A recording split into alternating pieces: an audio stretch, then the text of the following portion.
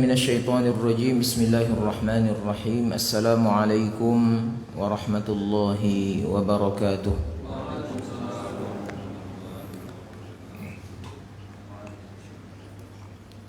أعوذ بالله من الشيطان الرجيم.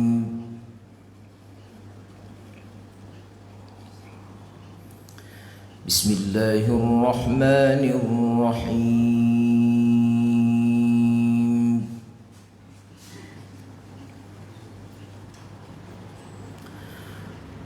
والضحى والليل إذا سجى ما ودعك ربك وما قلى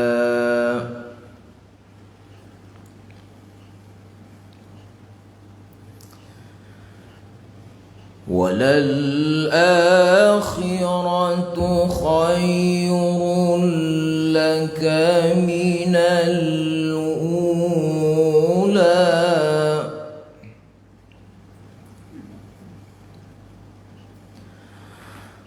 ولسوف يعطيك ربك فترضى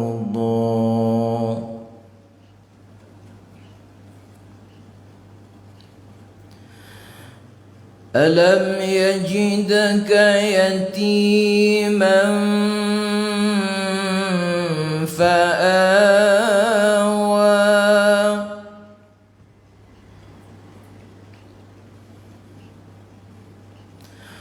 ووجدك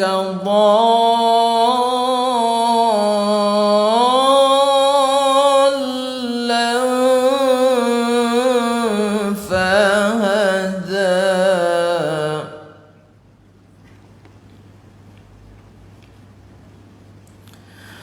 ووجدك عائلا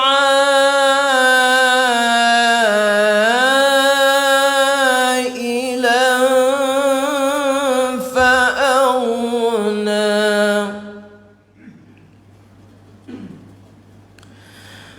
فأما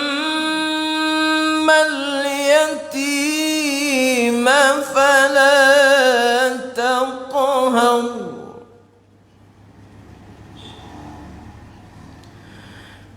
فأما اليتيم فلا تقهر وأما السائل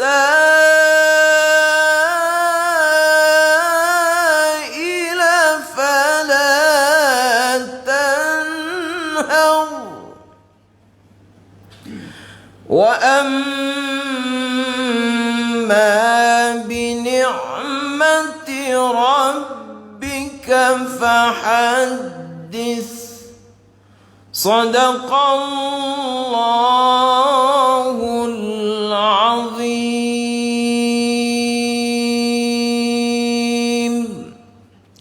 Bapak-bapak, ibu-ibu, kaum muslimin dan muslimat yang dirahmati Allah Subhanahu wa taala. Alhamdulillahirabbil alamin. Wassalatu wassalamu ala asyrafil anbiya'i wal mursalin Sayyidina wa maulana Muhammadin wa ala alihi wa ashabihi ajma'in.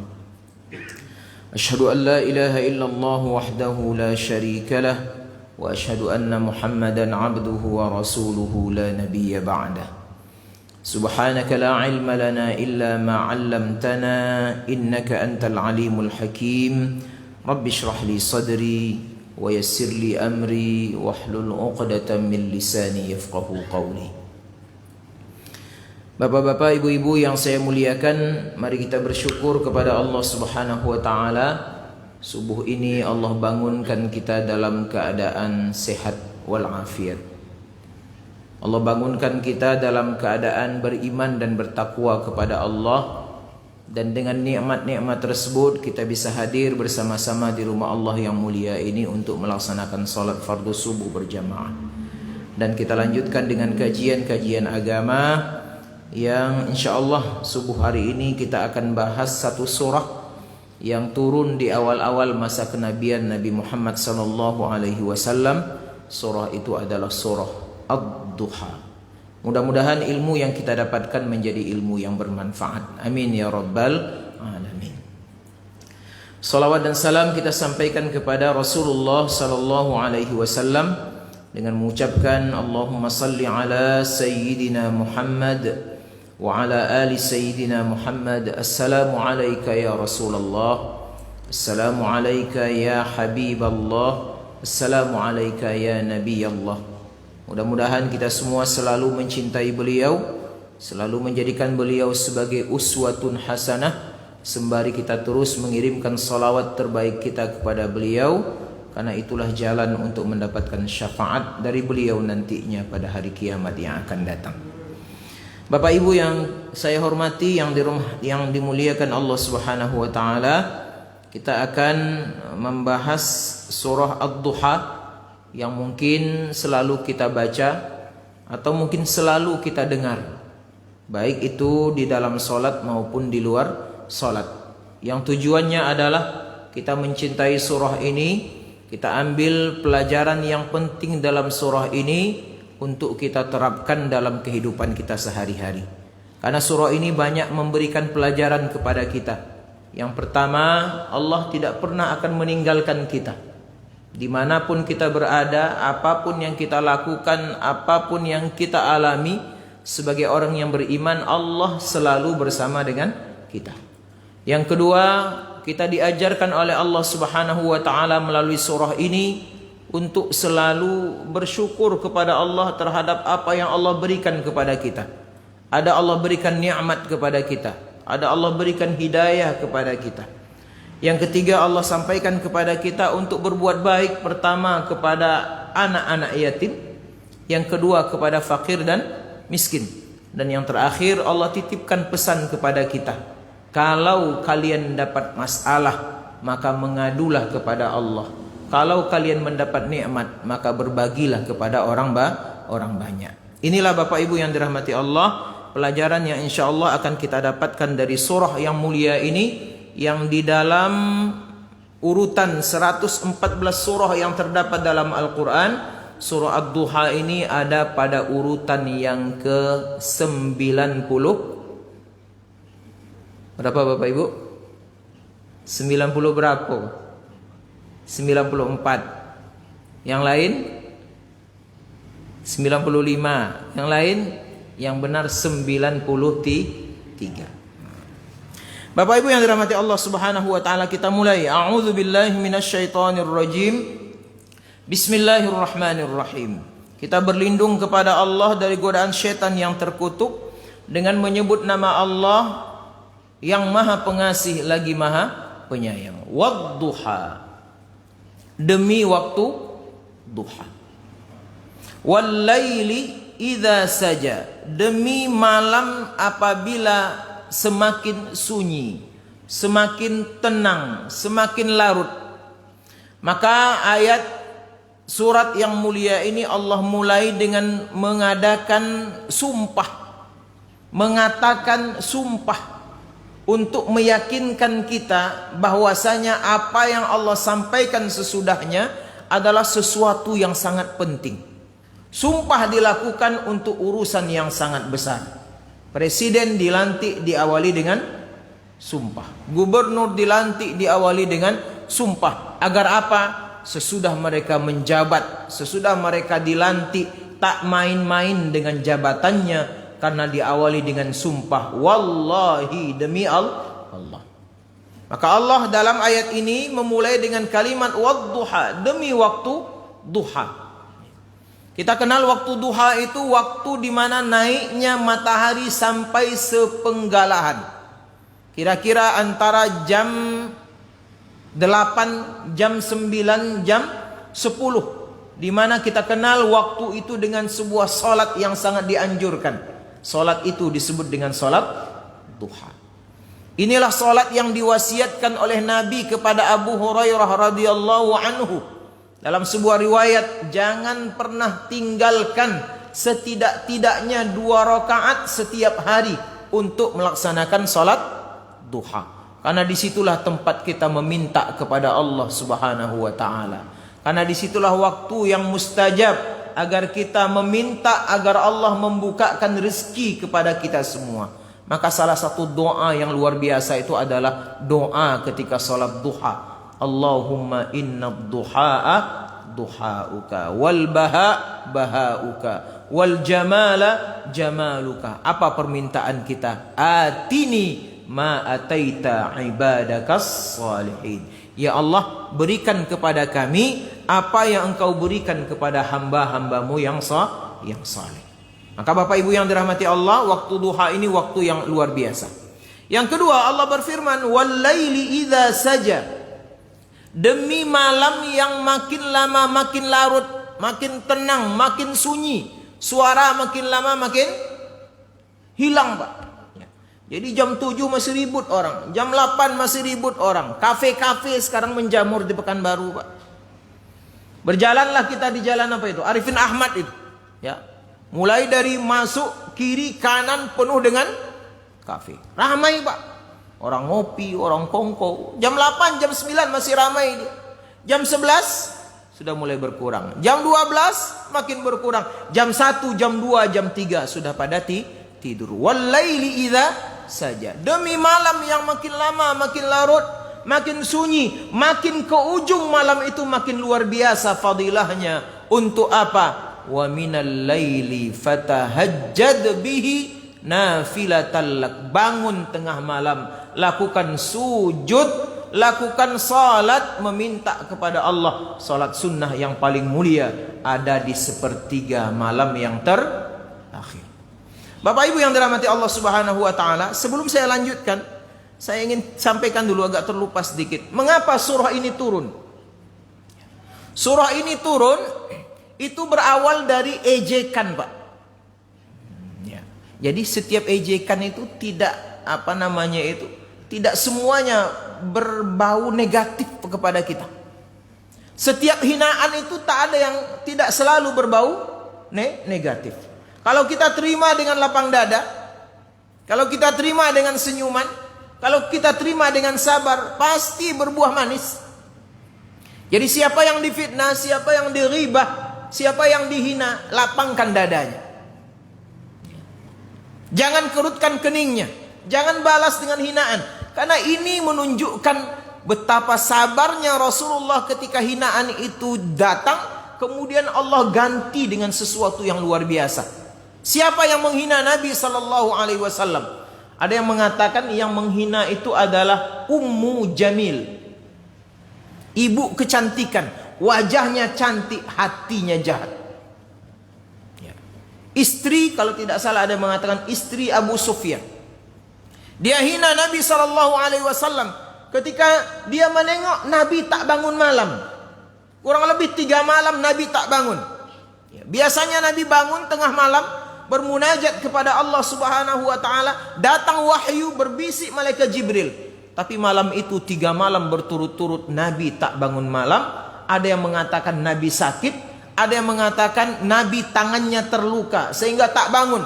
Tak datang malaikat Jibril waktu itu. Maka kemudian Ummu Jamil datang kepada Rasulullah sallallahu alaihi wasallam. Kemudian berkata, "Wahai Muhammad, setanmu sudah meninggalkanmu. Kamu itu nabi palsu.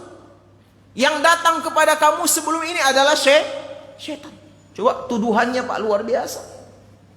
Tuhan dia anggap sebagai setan. Tidak datang lagi. Kamu tidak akan didatangi sampai mati kamu. Terhina kamu. Kembalilah kamu ke ajaran kita. Menyembah berhala. Jangan sebarkan lagi Islam. Diejek, dihina Nabi SAW.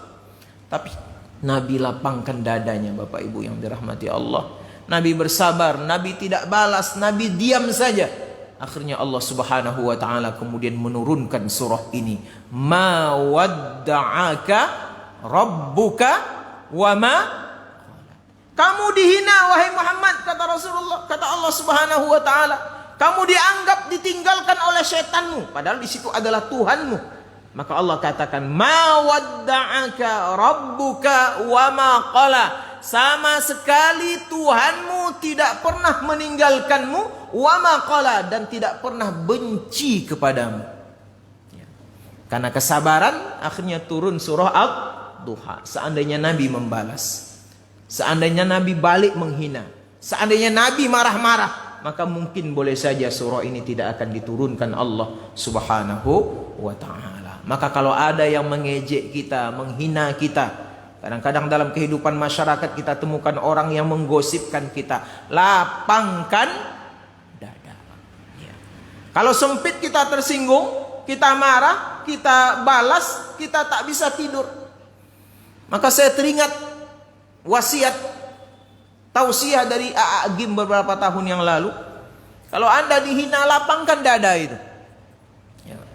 Lapangkan seluas lapangan sepak bola. Jangan dada kamu itu sempit seperti toilet. Kalau seperti toilet dada kita itu, maka masuk tikus ke dalam toilet itu, kira-kira apa yang terjadi ibu-ibu?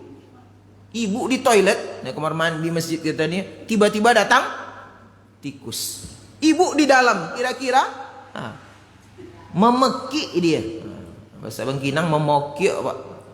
Keluar dia berlari-lari dari WC itu. Karena dadanya sempit, karena ruangannya sempit. Kalau orang dihina dadanya sempit, mudah tersinggung dia, Pak. Mudah marah, stres, tak bisa tidur.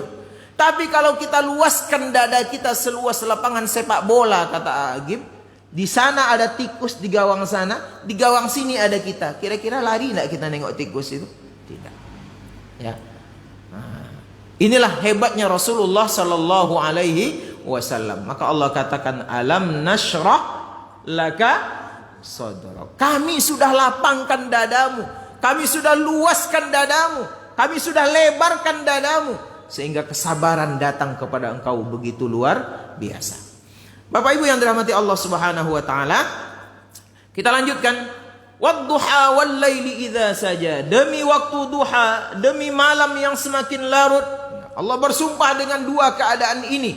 Keadaan yang begitu mulia untuk kita isi dengan amal ibadah, terutama salat. Ada salat duha, ada salat tahajud.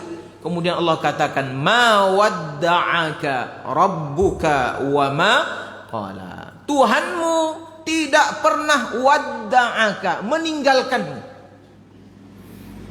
Arti wadda'aka itu meninggalkan. Maka ada istilah tawaf wa wada'. Nah, ya kan? Orang mau meninggalkan Mekah, balik ke tanah airnya masing-masing, maka sebelum dia meninggalkan, maka melakukan satu tawaf yang disebut dengan tawaf wada'. Tawaf selamat tinggal. Tidak boleh lagi masuk sesudah itu ke dalam Masjidil Haram, pulang, Pak. Kalau masuk lagi dia lakukan lagi tawaf wada'. Perpisahan. Jadi Allah katakan, ma wadda'aka rabbuka. Tuhanmu tak pernah meninggalkan kamu, wahai Muhammad. Innahu sami'un basir. Dia selalu mendengarkan apa yang kamu ucapkan.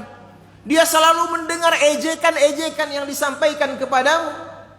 Basir, dia melihat apa yang kamu lakukan. Dia melihat apa yang dilakukan oleh musuh-musuhmu, dan dia selalu akan membantu. Ini membuat kita optimis, Bapak Ibu yang dirahmati Allah. Dimanapun kita berada, apapun yang kita lakukan, yakinkan diri kita, ma wadda'aka rabbuka. Tuhan tidak akan pernah meninggalkan kita. Kalau kita dengarlah, Pak, orang-orang Katolik itu dia pidato, ceramah, para pendeta itu, Pak, selalu yang disampaikan, Tuhan selalu bersama kita. Wah, itu dia. Allah sudah katakan dalam Quran ini, ma wadda'aka rabbuka. Tuhan selalu bersama kita, mendengar kita, melihat kita, merasakan perasaan kita, membaca apa yang ada di dalam hati kita. Maka minta berlindung kepada Allah Subhanahu wa taala. Iyyaka na'budu wa iyyaka nasta'in. Minta kepada Allah. Tak ada duit, minta kepada Allah. Tak ada jabatan, minta kepada Allah. Jangan minta kepada dukun. Sekarang orang tidak. Tak ada duit, datang ke dukun. Mau jabatan, datang ke dukun. Dia tidak sadar. Datang kepada dukun, minta kepada dukun, percaya kepada dukun, maka menyebabkan 40 hari 40 malam solatnya mardudah, ditolak, tidak akan diterima oleh Allah Subhanahu wa taala. Maka minta kepada Allah. Wa ma qala, dan Allah Tuhanmu tidak akan pernah benci kepadamu. Tidak pernah. Selama Nabi Muhammad dalam track yang benar, selama kita dalam keadaan yang benar, iman kita benar, amal soleh kita lancar, ibadah kita lancar, tidak akan pernah Allah benci kepada hambanya yang saleh. Allah hanya benci kepada hambanya yang ingkar, Pak. Geram Allah Ta'ala itu. Cuman Allah itu maha sabar. Sabar dia. Sangat sabar. Ya. Makanya salah satu sifat Allah yang paling akhir disebutkan Asmaul Husna itu apa? As-Sabur ya Pak ya. As-Sabur terakhir itu Pak. Bahwasanya ujungnya, puncaknya Allah itu sangat sabar. Kalau Allah tidak sabar Pak, dah lama dilululantakkan negara kita ini. Kalau Allah tak sabar, mungkin setiap orang yang meninggalkan sholat Allah bunuh dia. Allah matikan dia. Tidak pandai bersyukur. Sudah dikasih nikmat, suruh sholat 5-10 menit saja tidak mau. Tapi orang kafir tetap hidup. Tetap dapat nikmat. Ya kan? Tetap kaya dia. Tetap punya mobil. Tak Allah ambil. Allah sabar sekali. Tunggu tanggal mainnya. Sanastadrijuhum min haitsu la ya'lamun. Nikmati dunia ini enak-enak, nikmati dunia ini nyaman-nyaman. Tapi suatu saat nanti engkau akan kupurukkan, kata Allah Subhanahu wa taala. Kapan mulainya? Ketika sakaratul. Maka Nabi tidak ditinggalkan oleh Allah. Nabi tidak dibenci oleh Allah. Bahkan Nabi adalah orang yang paling disayang oleh Allah, Pak.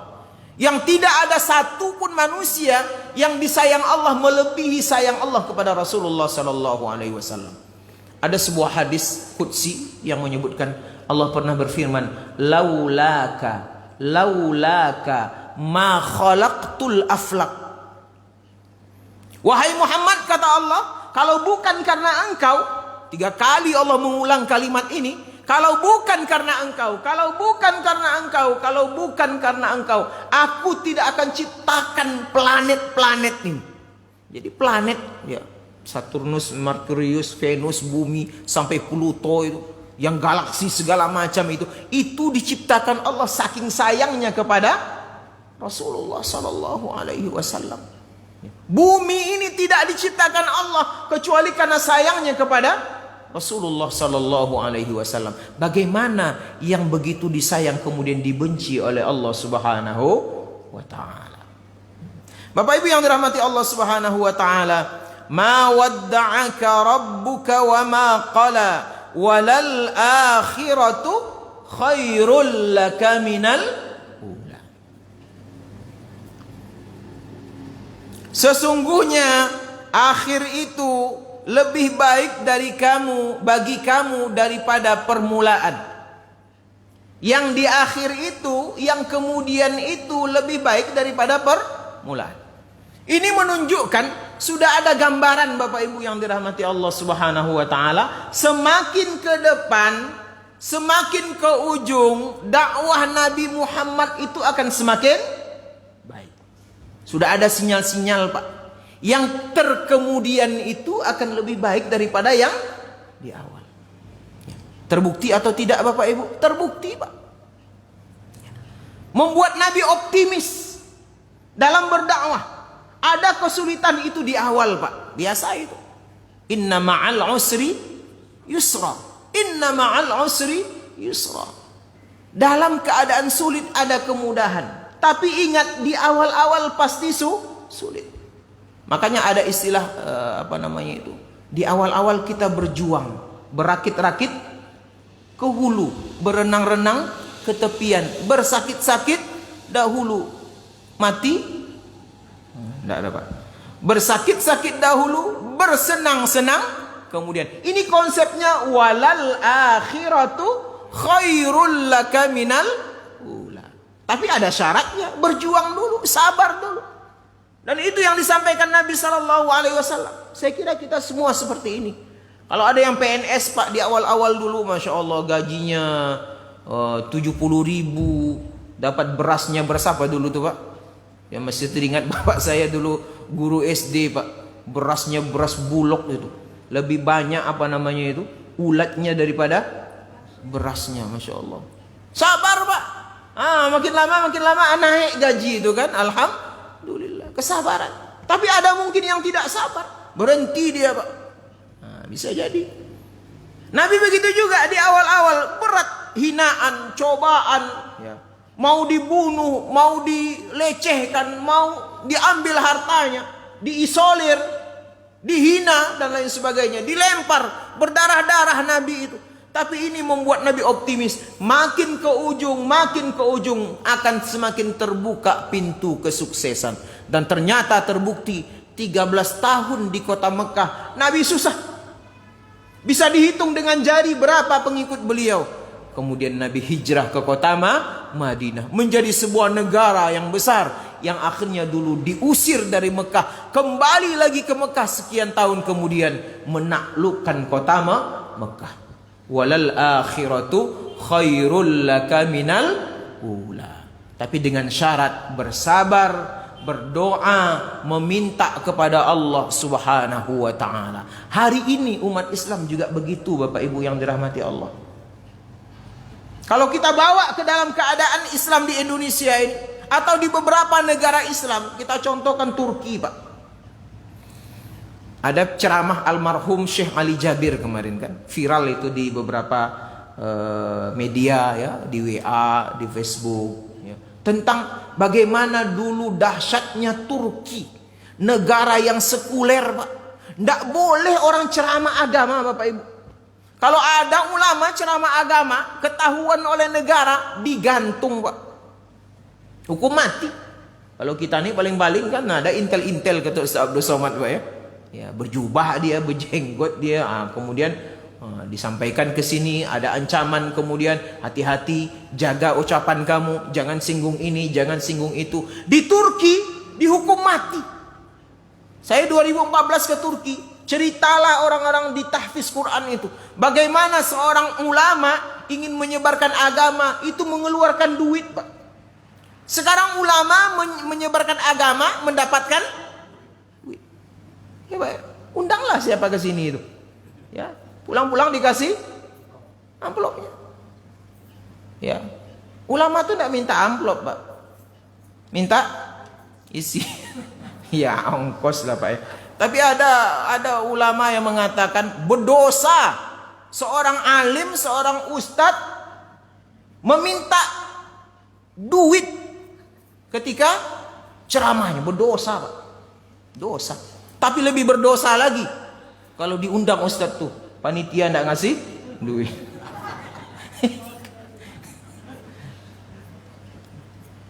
Ya ustadz juga manusia Pak ya. Ya, dia butuh minyak misalnya kan, kecuali ustadz tuh kayak Abu Rizal Bakri Pak, banyak duitnya. Kadang-kadang ustadz kita itu bukan untuk ustadz itu Bapak Ibu. Ya, Ustadz Ali Jabir tuh dia dapat sumbangan, dia berikan ke siapa? Ke fakir miskin Pak. Dia hitung duit itu, ada viral kemarin itu kan. Jangan sampaikan berita ini sebelum saya meninggal. Dia kasihkan Pak. Ustadz tuh makannya berapa lah Bapak Ibu? Bapak Ibu yang dirahmati Allah. Jadi ada ulama di Turki, ini cerita mereka berdakwah mengeluarkan duit Pak, agar agama itu tidak terputus.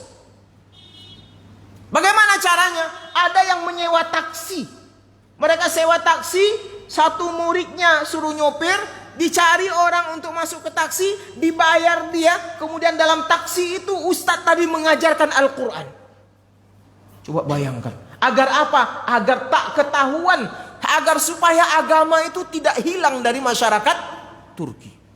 Padahal disitulah khilafah Utsmaniyah Pak, pusatnya Islam sekian puluh tahun yang lalu, kemudian dibubarkan oleh pemerintah sekuler di bawah pimpinan Mustafa Kemal Atatürk. Ada lagi yang menyewa kereta api Pak. Ini ceritanya, dari Ankara ke Istanbul itu sekian jam naik kereta api. Mereka sewa satu gerbong itu, mereka masukkan ke dalam itu anak-anak muda, diajarkan agar tidak ketahuan. Selama perjalanan diajarkan secara diam-diam. Ini loh Quran, ini loh hadis Nabi, ini loh syariat Islam, ini loh cara sholat. Dan ternyata buahnya apa? Hari ini presiden yang jago baca Qurannya itu adalah presiden Turki. Adulah dengan presiden Indonesia Pak. Recep Tayyip Erdogan. Buka itu internetnya. Recep Tayyip Erdogan baca Quran, bagus suaranya, Pak. Ya, saya tidak pernah dengar dari presiden kita ada internetnya baca Quran. Tapi jadi imam pernah. Imam sholat zuhur, sholat silent gitu. Tapi tidak apa-apa, masih jadi imam Bapak Ibu yang dirahmati Allah Subhanahu wa taala. Jadi walal akhiratu khairul laka minal ula. Kalau kita sabar, hari ini para ulama mencanangkan 1 juta hafizul Quran. Ya. Anak-anak kita diajarkan menghafal Quran, bertebaran ma'had tahfiz, ya. Rumah-rumah tahfiz. Kapan akan kita rasakan walal akhiratu khairul laka minal ula? Suatu ketika nanti presiden Indonesia sekian puluh tahun yang akan datang merupakan hafizul Quran. Panglima TNI-nya mungkin hafizul Quran. Kapolrinya mungkin hari ini Katolik, Pak. Ya kan? Sudah diangkat itu Katolik. Ya, Pak Listio Sigit Purnomo itu kan. Tapi boleh jadi sekian tahun yang akan datang Kapolri kita adalah hafizul Quran, yang cinta kepada Quran, yang sayang kepada ulama, yang membela agama. Wallahu a'lam. Walal akhiratu khairul laka minal ula. Jangan pernah putus asa. Innallaha la yukhliful mi'ad. Allah tak pernah mengingkari janjinya Bapak Ibu. Asal sabar, asal bertawakal, asal menjalankan sunnahnya, asal melaksanakan ketentuannya, insya Allah hasilnya pasti akan kita rasakan sekian tahun yang akan datang. Meskipun mungkin kita tak hidup lagi, tapi buah dari apa yang kita kerjakan hari ini akan dirasakan oleh anak-anak kita di masa yang akan datang, dan pahalanya tetap mengalir kepada kedua orang tuanya. Bapak Ibu yang dirahmati Allah Subhanahu wa taala, kemudian Allah katakan wala saufa yu'tika rabbuka fatarda. Apa yang engkau dapatkan dari Allah itu merupakan nikmat dari Allah, kata Allah. Dan setiap pemberian Allah itu akan engkau sukai, akan engkau ridhoi, akan engkau terima dengan baik. Nah, ini menunjukkan betapa nikmat Allah kepada Rasulullah sallallahu alaihi wasallam. Setiap nikmat itu pasti dirasakan oleh Nabi sebagai sesuatu yang luar biasa, sehingga Nabi menerima setiap nikmat itu dengan perasaan ridho, fatardo. Wala saufa yu'tika rabbuka fatardo. Apa yang paling diridhoi oleh Nabi Bapak Ibu yang dirahmati Allah? Satu, Nabi ingin meminta kepada Allah itu agar seluruh umatnya itu dimasukkan Allah ke dalam surga. Kan ada riwayat itu, ketika pertama Nabi ditampakkan, apa yang engkau berikan kepada aku ya Allah? Aku berikan surga, aku berikan nikmat ini untuk Nabi pribadi. Apakah Nabi menerimanya Bapak Ibu? Tidak. Nabi katakan, aku tidak akan menerimanya sampai seluruh umatku menerima seperti yang aku terima. Ke kita sayangnya Pak, pemimpin yang luar biasa Bapak Ibu, tidak memikirkan diri sendiri. Lapar pertama, kenyang terakhir Pak Rasulullah. Hijrah itu kayak gitu, disuruh sahabat yang lain pergi dulu. Siapa yang pergi terakhir? Nabi Muhammad sallallahu alaihi wasallam. Kalau sekarang kan tidak, pemimpinnya yang lari dulu, masyarakatnya yang terakhir. Nabi tidak. Empatinya kepada umatnya luar biasa. Tidak senang kalau dia masuk surga sendirian, tapi ingin surga bersama-sama. Maka jaminan umat Islam itu semuanya akan dimasukkan Allah ke dalam surga. Ya kan? Yang pernah mengatakan kalimat la ilaha illallah Muhammadur Rasulullah akan masuk surga semuanya, meskipun mungkin kloternya beda-beda. Ada kloter pertama, ada kloter kedua, ada yang mampir dulu ke neraka, ujungnya masuk surga. Mudah-mudahan kita masuk kloter pertama nih Bapak Ibu, amin ya rabbal alamin.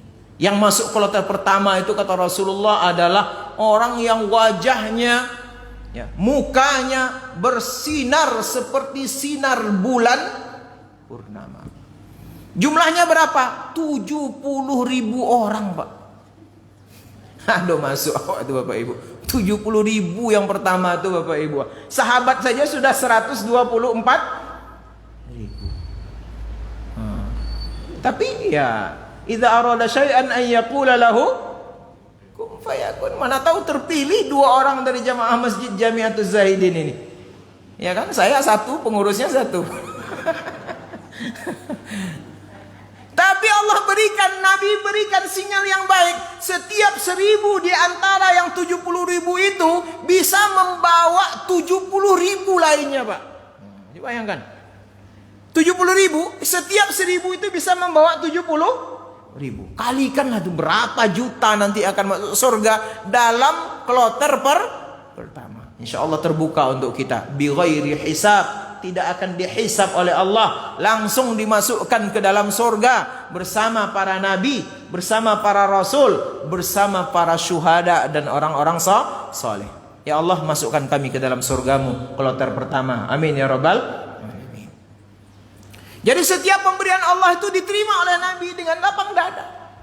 Kemudian sesudah itu Allah janjikan, inna a'tayna kal kautsar. Ini yang ridho Nabi ini Bapak Ibu. Tapi masih dipikirkan untuk kita juga, Pak. Kata Allah dalam surah yang paling pendek itu, wahai Muhammad, a'tayna, kami akan memberikan, kami sudah memberikan kepada kamu al-kautsar. Apa al-kautsar itu? Ada yang mengatakan nikmat yang banyak. Ada yang mengatakan sebuah telaga, sebuah danau yang sangat indah. Nama danau itu adalah Telaga Al-Kautsar. Di mana tempatnya? Di dalam surga Firdaus. Tapi Nabi berpikir lagi, bukan untuk beliau. Di pinggir-pinggir daripada telaga itu ada ciduk-ciduknya, ada gayung-gayungnya, yang jumlahnya itu miliaran, sebanyak bintang yang ada di langit. Itulah gayung yang akan diambil oleh setiap umatku, kata Rasulullah. Ada namanya tertulis di situ, Pak, tidak akan tertukar. Nah, berharap-haraplah kita ada nama kita di ciduk itu nanti, kan bisa kita nikmati air Telaga Al-Kautsar yang kalau kita minum tak akan lagi haus untuk selama-lamanya. Tapi tak bisa dikirim ke neraka, Pak. Nah, itu payahnya. Telaga Al-Kautsar hanya khusus untuk orang sorga. Orang neraka tidak akan pernah menikmati minuman sorga, tidak akan pernah menikmati makanan sorga. Di neraka ada air khusus. Dari mana dia? Dari nanah dan darah yang busuk. Ada makanan khusus. Apa itu? Makanan yang kalau masuk ke dalam perutnya akan hancur leburlah ususnya. Na'udzubillahi min dzalik. Alam yajidka yatiman fa'awa. Nah, kemudian Nabi diingatkan oleh Allah Subhanahu wa taala, "Hai Muhammad, jangan lupa kepada Allah." Ini Allah ingatkan kepada kita, wahai kalian umatku, kata Allah, jangan lupakan aku. Alam yajidka yatiman fa'awa. Bukankah aku dulu mendapatkan engkau dalam keadaan yatim? Ya, Pak. Tak punya ayah, tak punya ibu. Masih dalam kandungan ayah Nabi sudah meninggal dunia. Umur 6 tahun ibundanya juga meninggal dunia. Yatiman. Masya Allah. Sedih luar biasa. Pindah dari satu orang ke orang lain, Nabi diasuh. Dari datuknya, kemudian pindah lagi ke paman beliau Abu Thalib. Ya, luar biasa itu. Perjuangan yang luar biasa, Pak. Tidak terbayangkan oleh kita. Ya. Nabi jadi penggembala. Nabi berangkat menemani dalam perjalanan yang panjang sekali untuk berdagang. Itu yang dialami oleh Nabi. Fa'awa, kemudian kami berikan engkau wahai Muhammad tempat untuk bernaung. Ya kan? Kami lindungi engkau, fa'awa. Siapa yang melindunginya? Allah Subhanahu wa ta'ala. Bersandar Nabi kepada Allah, disayang Nabi oleh Allah Subhanahu wa ta'ala. Seluruh keinginannya diikuti oleh Allah Subhanahu wa ta'ala. Tapi melalui sebuah proses yang luar biasa. Yatiman fa'awa. Wa wajadaka dhallan fahada. Engkau dulu bingung wahai Muhammad. Tak tahu apa ini, tak tahu apa itu. Tak tahu syariat ini, tak tahu syariat itu. Fahada. Kami berikan engkau hidayah. Ada dua makna di sini. Pertama kebingungan. Yang kedua, ada ulama yang mengatakan dulu Nabi waktu kecilnya pernah tersesat di padang pasir, Pak. Waktu kecil Benar tersesat. Kalau tersesat di padang pasir itu luar biasa. Ya. Bisa-bisa mati di tengah padang pasir karena tidak ada air. Kalau tersesat di hutan masih ada yang mungkin bisa dimakan. Daun-daun masih bisa dimakan. Masih ada air mungkin di dalam hutan. Tapi kalau tersesat di padang pasir, insya Allah. Makan pasir, makan batu, terik panas, siang hari panas, malam hari sangat dingin. Belum lagi ada hewan-hewan buas dan liar dan lain sebagainya. Fahada, maka atas kasih sayang Allah, Allah tunjukkan jalan keluar sehingga Nabi bisa keluar dari padang pasir dalam keadaan selamat. Artinya apa? Ketika kita tersesat dalam hal apapun, ketika kita jauh dari syariat agama Islam, maka tetaplah optimis, memintalah hidayah kepada Allah Subhanahu wa taala. Maka salah satu tempat meminta hidayah itu ada di dalam salat, Pak. Rabbil firli warhamni wajburni wahdini wa'afini wa'fu anni. Wahdini, ya Allah berikan kami hidayah. Apa hidayah itu? Hidayah itu adalah sesuatu yang mengantarkan kita sampai ke tujuan, Bapak Ibu. Kalau dalam bahasa kita, kalau di jalan itu rambu-rambu lalu lintas. Ke kanan, ke kiri, lurus, ke kanan, ke kiri. Sampai kita ke tujuan kita. Kalau kita ikuti hidayah itu sampai kepada tujuan kita. Apa tujuan hidup kita? Wasari'u ila maghfiratin min rabbikum wa jannah. Segeralah kamu, jalanlah kamu, berlarilah kamu kepada dua hal. Pertama, maghfirah, ampunan Allah. Yang kedua, wa jannah, ke dalam surga. Ini tujuan kita. Maka kalau ingin sampai ke situ, peganglah hidayah Allah Subhanahu wa ta'ala. Wa wajadaka 'ailan fa'aghna. Kami dulu temukan engkau, kata Allah Subhanahu wa ta'ala, ailan, miskin. Ya, Nabi itu susah hidupnya, Pak. Tak punya harta waktu muda-muda. Ya. Ayahnya tak begitu kaya, tak banyak meninggalkan harta. Ya kan? Susah. Membantu pamannya Abu Thalib berdagang, menggembala kambing, tak banyak uangnya, tak banyak simpanannya. Maka kemudian fa'aghna, kami kayakan engkau, kata Allah Subhanahu wa taala. Kapan terjadi perubahan yang luar biasa? Nabi sallallahu alaihi wasallam ketika umur 25 tahun, Allah Subhanahu wa taala memberikan kesempatan kepada beliau untuk menikahi wanita yang paling kaya. Siapa namanya? Siti Khadijah. Fa'aghna, Allah berikan harta, Pak. Ya. Sehingga harta itu membuat Nabi bisa leluasa untuk berdakwah, bisa memberikan kepada orang-orang yang budak, ya, untuk memberikan makan, membebaskan sebagian mereka. Itu perlu harta. Ini menunjukkan dakwah butuh harta. Kalau dakwah kita hartanya dari mana? Salah satunya dari sumbangan kita, Pak. Infak kita itu. Disitulah yang dibutuhkan untuk menyebarkan agama ini. Sekarang makin mudah, Bapak Ibu yang dirahmati Allah. Kita berdakwah, berinfak itu tidak perlu uang cash, ya, Pak. Ya, kita buka saja di apa itu? Di Facebook ada orang yang membutuhkan Quran, silakan donasi. Ya kan? Ada ini mau bangun masjid, silakan donasi. Ada dibutuhkan ini orang-orang yang tertimpa musibah, silakan donasi. Tidak perlu uang cash, Pak. Cukup mengirim lewat rekening, asalkan rekeningnya punya isi. Rekening tidak punya isi, percuma aja, Pak. Butuh dana, butuh duit, Pak, untuk berdakwah itu. Tak bisa tidak, itu syarat wajib. Apapun yang kita lakukan tidak bisa jauh daripada harta itu. Maka Islam memang menganjurkan umat itu untuk menjadi kaya. Tidak miskin saja, Pak. Jiwanya yang miskin, tapi hartanya kaya. Hartanya banyak, Pak. Jiwanya miskin. Ya, bukan ingin merampok, tidak. Miskin itu, orang miskin biasanya cukup dapat sekian, alhamdulillah. Makan segini, alhamdulillah. Tidur di sini, alhamdulillah. Itu jiwa orang miskin. Maka Nabi meminta kepada Allah, Allahumma ahyini miskinan wa amitni miskinan warsyurni ma'al miskin. Ya Allah, hidupkan aku dalam keadaan miskin, matikan dalam keadaan miskin, bangkitkan bersama orang-orang miskin. Dan orang-orang miskin itulah nanti yang paling banyak di dalam surga. Jadi Nabi pergi ke neraka, yang paling banyak terdapat di situ siapa, Bu? Kaum perempuan. Kenapa kaum perempuan tidak bersyukur?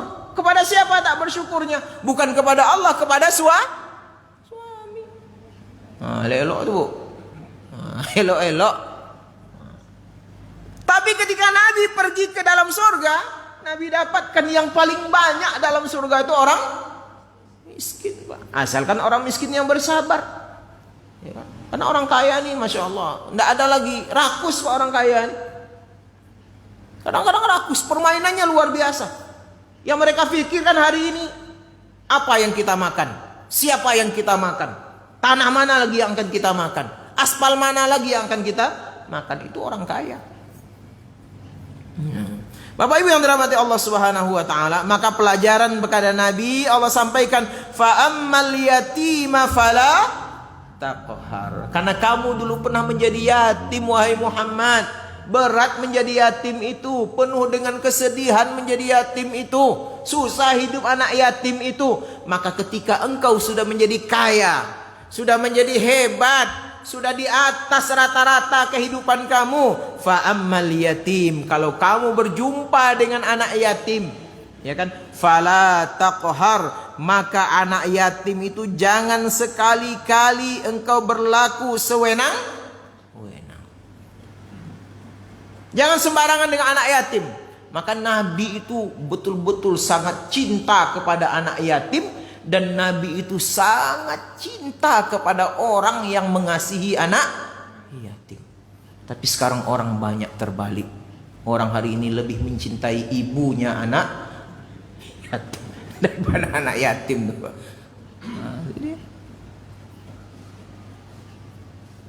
Maka Nabi selalu menganjurkan, usaplah kepala anak yatim. Berapa banyak rambut di atas kepala anak yatim itu diusap kepalanya, gugur dosa kita Bapak Ibu.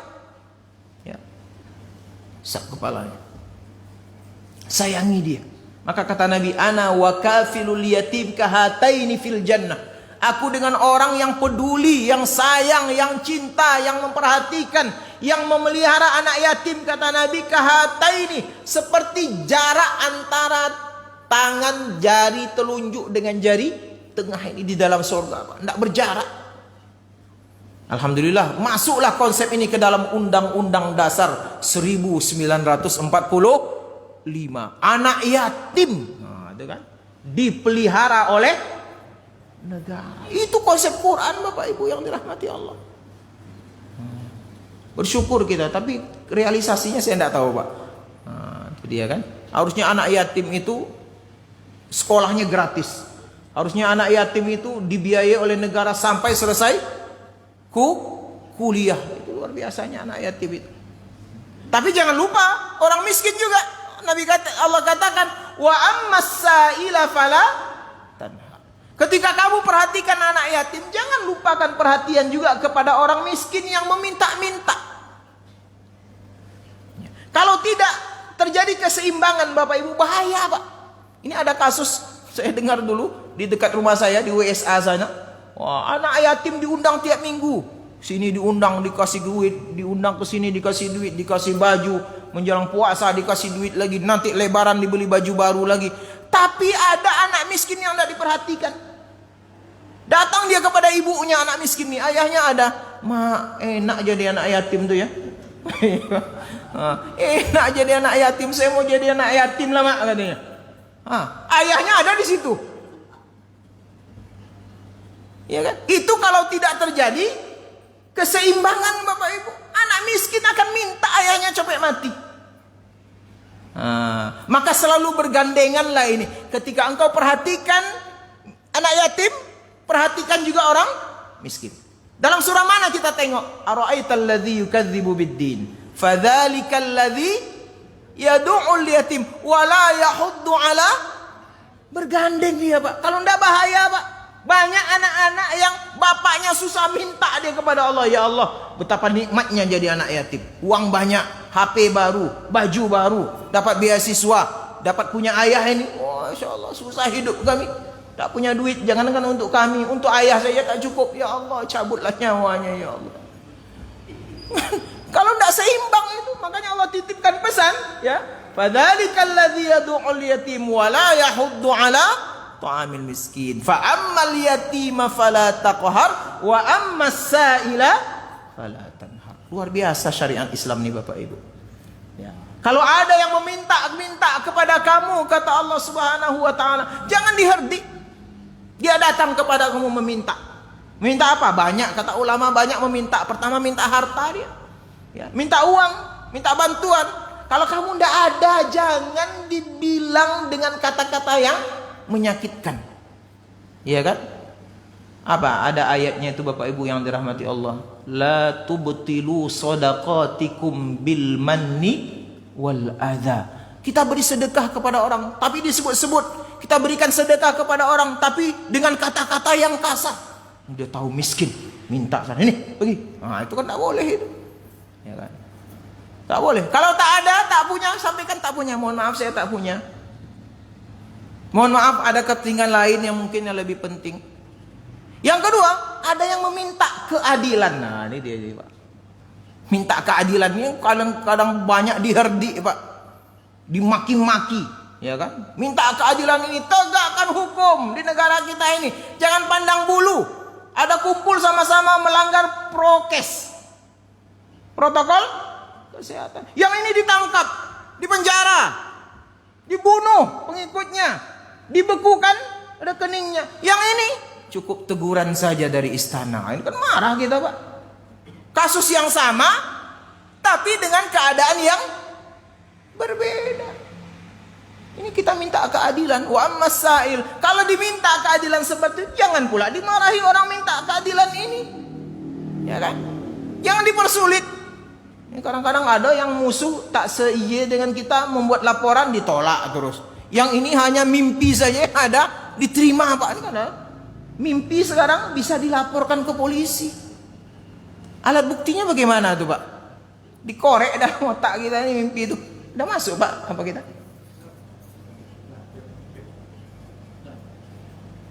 Udah lewat ya? Nah, lewat 5 menit. Ya.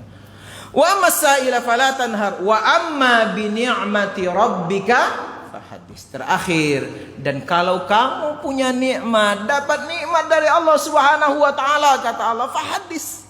Sampaikan dia, bagi-bagi dia. Jangan mansur kamu, makan kamu sendiri untuk kamu saja, tapi sampaikan kepada orang lain, berbagi dengan orang lain, insyaallah. Senang hati engkau, senang hati orang lain. Kamu menjadi utusan Allah untuk berbagi dengan orang lain. Maka ini konsep rumah Padang nih, Pak, rumah makan Padang ini. Kalau lamanya, ya kan, sampaikan ke orang, ya kan. Kalau tidak lamanya, sampaikan ke kami. Itu konsep Allah tuh, Pak. Kalau kamu ada masalah dalam hidup, kata Allah, susah hidupmu, sikit rizkimu, sakit kamu, cobaan yang kamu dapatkan, mengadulah kepada Allah. Tapi kalau kamu dapat nikmat, kata Allah Subhanahu wa taala, tidak usah sampaikan kepadaku, syukur ajalah, terima kasih saja, puji aku, kata Allah. Berbagilah nikmat ini kepada orang lain. Undang pengurus makan malam ke rumah, ya Pak ya.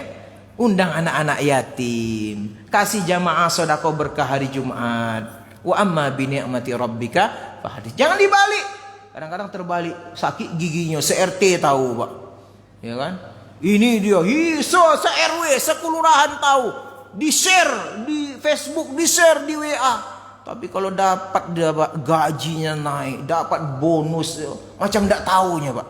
Nah, ini adalah kondisi yang tidak baik bagi seorang muslim. Allah mengajarkan wa amma bi ni'mati rabbika fahadits. Bapak Ibu yang dirahmati Allah Subhanahu wa taala, inilah pelajaran penting yang bisa kita dapatkan dari surah Ad-Duha ini.